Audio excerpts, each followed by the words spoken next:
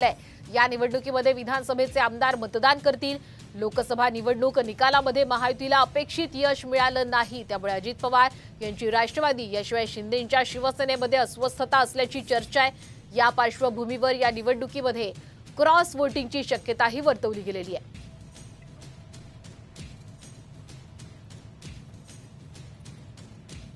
सध्याचं पक्षीय बलाबल पाहता भाजप आणि शिंदे गट याशिवाय अजित पवार यांच्या राष्ट्रवादीचे प्रत्येकी एक, काँग्रेसचे एक उमेदवार, तर ठाकरे गट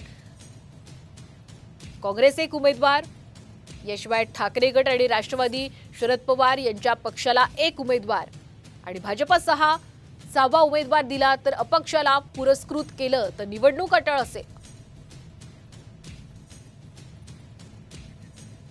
दरम्यान 12 जुलैला मतदान होणार आहे, तर विजयासाठी 23 मतांचा कोटा हा निश्चित करण्यात आलेला आहे।